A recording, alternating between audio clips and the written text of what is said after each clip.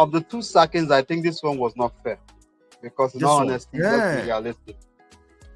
It wasn't this guy's fault. It wasn't his fault. Because the truth is this.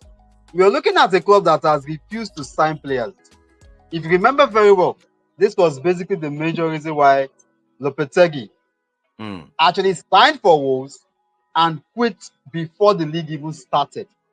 Yes. It was for this reason. Yes. Because they refused to actually release funds for him to buy players. Now, O'Neill took the job basically like 2 days to the kickoff of the season. And we saw what happened in his very first game. It was a narrow defeat to Manchester United. And yet he was still able to manage these guys and even take them through the whole season.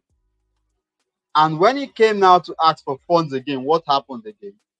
He wasn't given. Instead, they allowed him, they actually sold their best players in defense. They sold Maskillman. This guy. Guy too. I think there's another defender too that they also sold. No, what about Neto? They also sold Pedro Neto. Yeah, they sold Pedro Neto to Chelsea. So in the case, it's a case of the money. You're not bringing in players, but you're selling players. Now, the excuse you might give is you're actually selling these players to actually recover funds to use in the transfer market.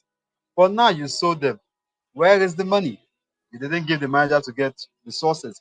And yet he was, I think you're talking about, this was the Wolves that basically the very first game they played against Arsenal this season, they had only 15 fit players. 15. That was how bad it was. But he's been able to manage. He's been able to squeeze out the best he can with what he's got.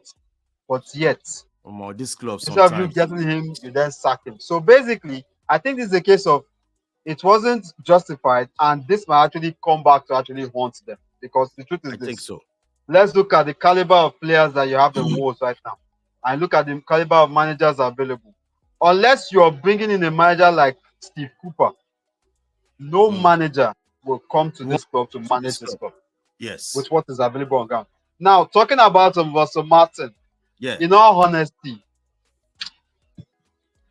we saw it coming. We knew it was going to happen. The guy know the hear word. We knew it was going to happen. Another thing that contributed to his problem was majorly injuries. You've got players injured in all sections of the team.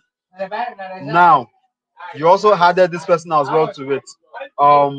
You added this person, Ramsdale, as well to it. You basically got Ramsdale to kind of like show up the defense line. Now he's gotten injured, and since Ramsdale has gotten injured, can you guess how many goals Southampton has conceded? They've been shipping in goals. I think last time I checked it was about 13 goals. So obviously the defense is at 6s and 7s. I can't trust Lumley to be my number one, especially when I'm having a fight. It's not going to happen. You know, initially we said at the beginning of the season, I said that I see Southampton as one of those teams that will actually get relegated. So far, so good. Yeah. I'm still standing right on my prediction. They will get relegated, be it with the manager or without the manager. Because the truth is this. I do not know how you're going to get someone to actually talk to these players. These players basically look as if they've given up, in all honesty. They look like they've given up, basically, as far as this is concerned. They are basically preparing for the championship, even though it's not yet January. Because I don't see how they are going to move from where they are. They are on the bottom of the table with 6 points. Bottom. When you look at the people who are ahead of them, it's 5 points. Managerial-wise, the only person who might be in the same ship they are in is Wolves. Because the truth is this, Ipswich Town will do better than Southampton. Leicester City have got Van Nistelrooy. They will do better than Southampton. Even Everton will do better than Southampton. The same thing with Crystal Palace. So how do you intend to challenge these guys in the relegation dogfight? It's going to be impossible. I do not know what they want to do, but the truth is this. It's a little too late because at this point, we are going to the point whereby the top sides will now start to consolidate. How do Southampton find a way to get back up?